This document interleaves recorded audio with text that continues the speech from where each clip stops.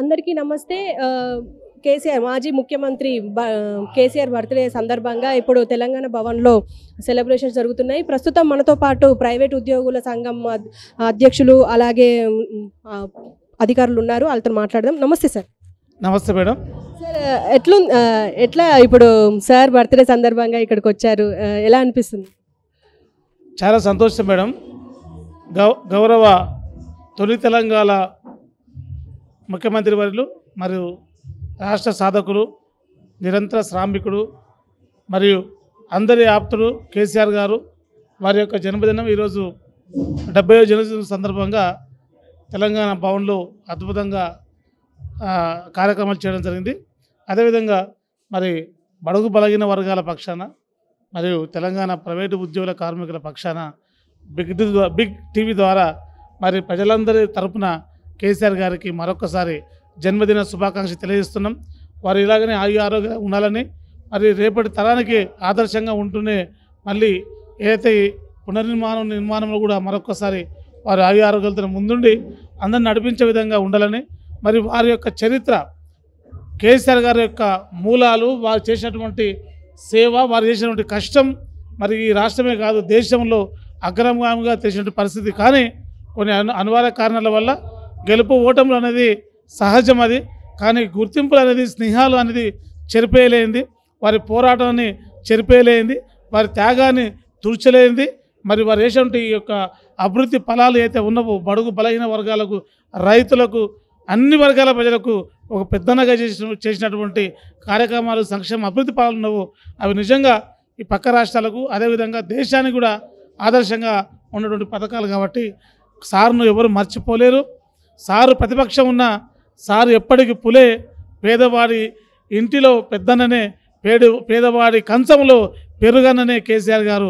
కాబట్టి వారి యొక్క అడుగుజాడల్లో నిరంతరం నడుస్తూనే మరొకసారి ప్రజల యొక్క సంక్షేమం కోసం ప్రజలు ఏదైతే ఇబ్బంది పడుతున్నటువంటి సమస్యలు ఉన్నావో కేసీఆర్ గారి యొక్క పిలుపు మేరకు ప్రైవేటు ఉద్యోగులే కాదు, కార్మికులు, ఎస్సీ, ఎస్టీ, బీసీ, మైనార్టీ అన్ని వర్గాల ప్రజలు వారు ఇచ్చిన స్ఫూర్తితోన, చైతన్య విధానంతోనే ఉంటూ రేపు రాబోయే రోజున మరి ప్రభుత్వం ఏదైతే పేదలకు సంక్షేమ ఫలాలు ఇవ్వకుండా కాలయాపన చేస్తుందో వాటి మీద ప్రజాస్వామ్య పద్ధతిలో ఖచ్చితంగా పోరాటం చేసి ప్రజల పక్షాన ఉంటామని ఈ సందర్భంగా తెలియజేస్తున్నాం.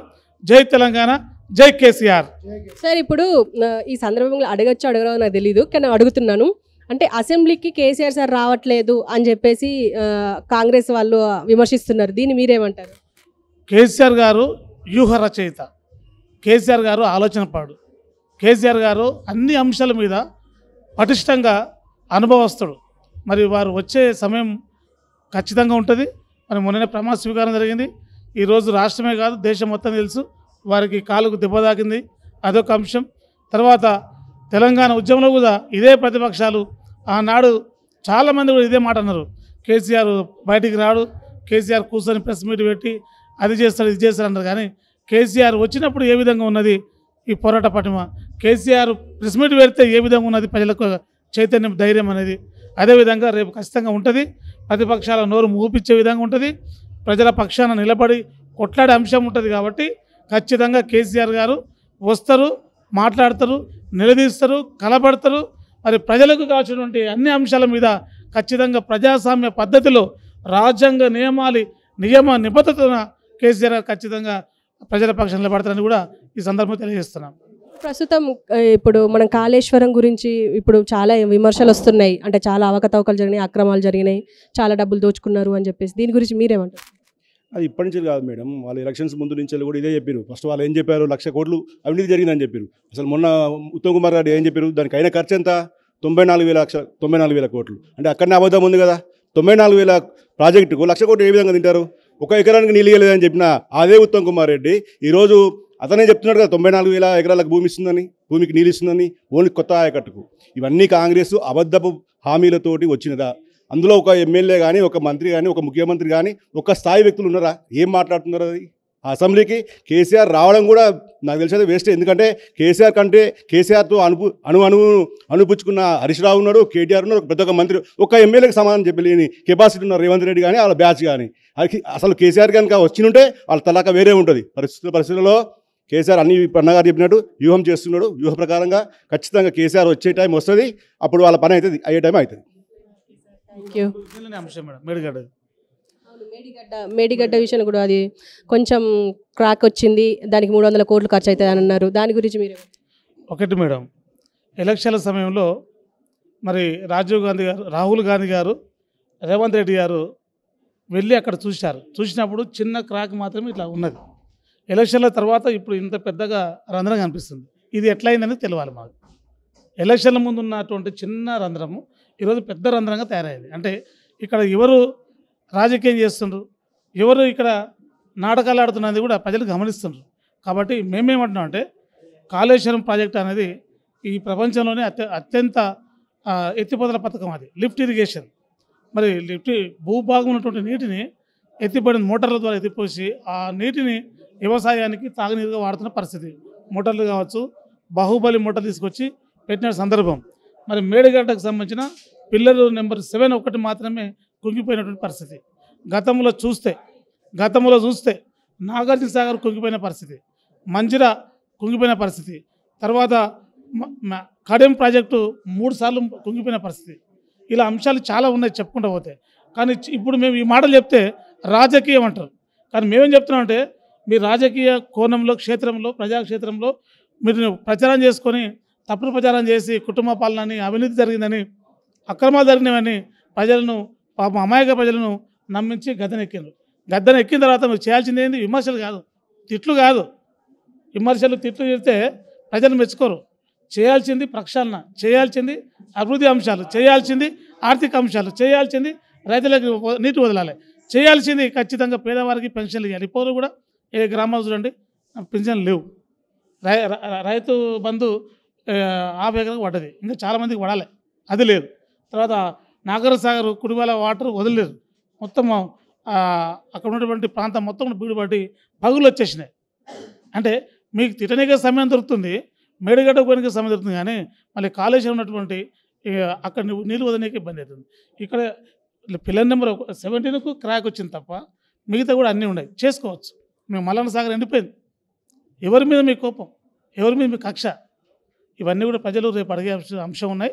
ఇప్పుడు వాళ్ళకు సమాధానం చెప్పలేక, బడ్జెట్ విషయాలు చెప్పలేక, బడ్జెట్ అంశాలు చెప్పలేక, వారు మా హరీష్ రావు గారు, కేటీఆర్ గారు వేసే ప్రశ్నలకు తట్టుకోలేక ఫ్రస్ట్రేషన్కి ఫీల్ అయ్యి వాళ్ళు గిండ మాటలు మాడుతున్నారు. అవి కాదు కోరుకున్నారు, ప్రజలు కోరుకున్నారు. అది కాదు మార్పు అంటే, అది కాదు. మార్పు అంటే కొత్తదనం ఉండాలి. మార్పు అంటే అవినీతి అధికారులు అంటారు కదా, తీయండి. అవినీతి అధికారులు ఎంతమంది? మరి అవినీతి జరిగింది అంటారు కదా, అది తీయండి. మరి ఇప్పటివరకు ఒక్కరినన్నా కాళేశ్వరం పేరు మీద ఏ ఒక్క అధికారినన్నా అరెస్ట్ చేశారా? ఏ ఒక్క కాంట్రాక్టర్నన్నా అవినీతి బయట తీసిండ్రా? మళ్ళీ ఇవన్నీ తీయండి, చెప్పండి. వాళ్ళు కలుబోలి మాట్లాడి మరొకసారి ఎంపీ ఎలక్షన్ల కోసం మాట్లాడుతున్నారు. ఎంపీ ఎలక్షన్ల కోసం, జడ్పీటీసీ ఎలక్షన్ల కోసం కాదు, ప్రజల కోసం మాట్లాడండి, ప్రజల కోసం చేయండి. జ్యుడిషియల్ పవర్ మీ దగ్గర ఉంది, సిఐడి రాష్ట్రంలో మీ దగ్గర ఉంది. మరి మీ పెద్ద తండ్రి మోడీ గారు ఏసీబీ ఆయన చేతిలో ఉంది, ఈడీ ఆయన చేతిలో ఉంది. వీటితో మాట్లాడి విచారణ చేపట్టండి. మేము వద్దంటున్నామా? రేపు 7 తారీఖు వస్తే 90 రోజులు అవుతుంది, 90 డేస్, ఇంకా 10 రోజులు ఉంది వాళ్ళు ఇచ్చే సమయం. బాగా చెప్పారు, 100 రోజుల్లో మేము చేస్తాం, అది చేస్తాం, 6 గ్యారెంటీలు అంటారు.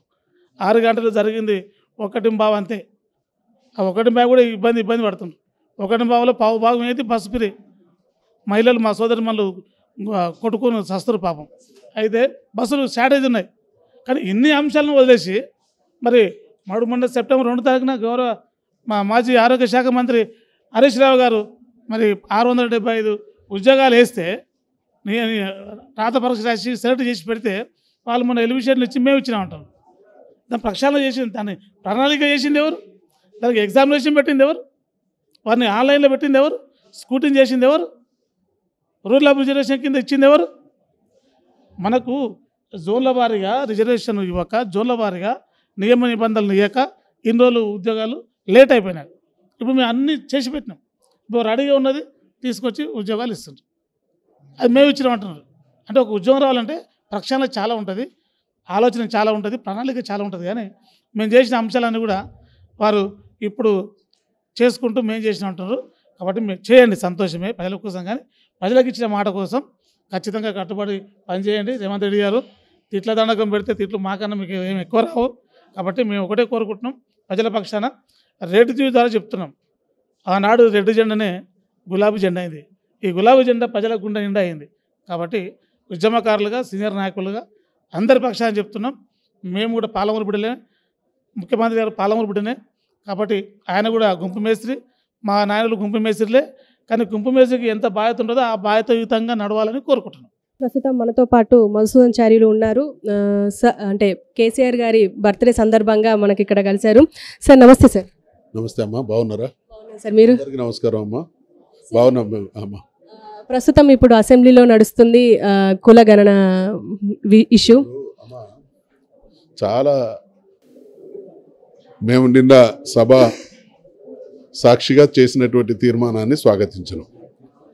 అయితే ఈ దేశంలో కానీ ఈ రాష్ట్రంలో కానీ చాలా సందర్భాల్లో జరుగుతున్నటువంటి విషయం ఏంటంటే చిత్తశుద్ధి లేక ప్రజల్ని మభ్యపెట్టడం కోసం కూడా చేసేటువంటి పనులు కొన్ని ఉంటాయి. అటువంటిదే ఇది కూడా. ముఖ్యమంత్రి గారికి మేము విజ్ఞప్తి చేస్తూ ఉన్నాం, దయచేసి ఈ కుల జనగణన విషయంలో చట్టబద్ధత తీసుకురండి. ఒక టైం బౌండ్ ప్రోగ్రాం, మీరు నెలలో చేస్తారా 2 నెలల్లో ఇస్తారా అనేటువంటిది దానికి ఒక టైం బౌండ్ పెట్టండి. మూడవది, రాబోయే స్థానిక సంస్థల ఎన్నికలలో ఈ రిజర్వేషన్లు అంటే ఈ కులగణన తేలిన తర్వాత వచ్చేటువంటి దామాషా ప్రకారంగా రిజర్వేషన్లతో నడిపించండి. అంతే తప్ప ఇప్పుడు మేము తీర్మానం చేసినాం అని చేతులు దులుపుకుంటే కాదు. కారణం ఏంటంటే దేశంలో ఈ అణగారిన కులాలకు చాలా చేదు అనుభవాలు ఉన్నాయి. 1931లో బ్రిటిష్ ప్రభుత్వం ఉన్నప్పుడు మాత్రమే దేశంలో కుల జనగణన జరిగింది. ఆ తర్వాత ఇప్పటి వరకు నాకు అర్థం కాదు ఏంటంటే ప్రతి 4-5 సంవత్సరాలకు ఒకసారి పెద్ద పుల్ల సంఖ్య లెక్కలు చేస్తున్నాం, ప్రతి 5-10 సంవత్సరాలకు ఒకసారి అన్ని జీవరాశుల సంఖ్యలు తేలుస్తూ ఉన్నాం. కానీ ఈ ప్రజాస్వామ్య వ్యవస్థలో అత్యంత కీలక పాత్రలు పోషించేది ప్రజలు. వాళ్ళ లెక్క స్పష్టంగా లేకపోవడం అనేది చాలా చాలా దుర్మార్గం. ఇది అంటే 75-76 సంవత్సరాల్లో దేశ ప్రజలందరూ ముక్తకంఠంతో మా కుల జనగణన చేయండి అనేటువంటి ఒత్తిడి తీసుకొస్తే చేసేటువంటి పరిస్థితి పాలక వర్గాల బాధ్యతారాహిత్యానికి నిదర్శనం. అందుకనే మేము గాయపడ్డ మనుషులం, అన్యాయానికి, అవమానానికి, అవహేళనకు గురైనటువంటి వాళ్ళం. ఇప్పటికైనా మాకు న్యాయం చేయండి అనేటువంటి మాట రిక్వెస్ట్ చేస్తా ఉన్నాం. ఇది జరగాలి అని అంటే ఇందాక నేను చెప్పినటువంటి 3 పాయింట్ల విషయంలో స్పష్టత రావాలి.